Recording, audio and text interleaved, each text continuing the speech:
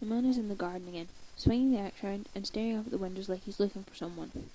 I'm hidden by the hedge, and the branches are scratching at my face, and my knees hurt because I'm kneeling on stones, but I keep watching him.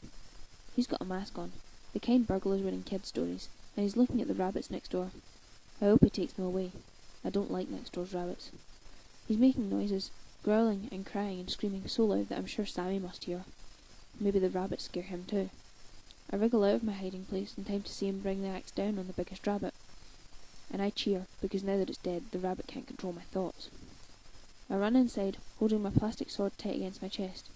I don't think the rabbit will rise from the dead, but you can never be sure. What are you doing? Sammy asks. Bit overplaying knights, aren't you? I shrug, racing inside to watch the man from the window. He's under the hedge, in my secret place, and he's holding the rabbit and rocking like he can't believe he's killed it. There's no blood. The rabbit doesn't bleed. It doesn't bleed because it wasn't a real rabbit. It was a demon. I go to bed, and I sleep properly now, because the rabbit can't control me. And I wake up in the morning, and know I haven't killed anyone in the night. Mum's real mad, Sammy says. Next door's been on the phone all morning. She knows it was you who killed Fluffy. They think you're a right weirdo. I start shaking because I know the other rabbits are controlling them, and I'm going to get the blame. And then I cry, because I can hear Mum coming in from the garden, and she's walking quicker than usual, and breathing differently, and I can tell they're controlling her. Well, at least you're feeling sorry, she says when she sees me. Mrs. Wallace is in tears next door, and little Maxie keeps asking if Fluffy's coming back. Honestly, Edward, what on earth made you kill the poor wee rabbit? Her eyes don't focus. They're darker than I remember. He's a psycho, Sammy says. Mum sends him upstairs and takes hold of my wrist, like she'd like to pull my arm right out its socket.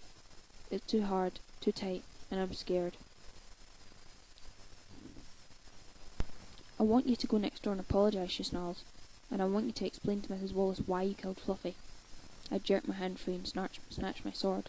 I hold it in front of myself, waving it at her and screaming. I didn't kill Fluffy, I said, but I'm glad he's dead. She grabs at my sword and I run.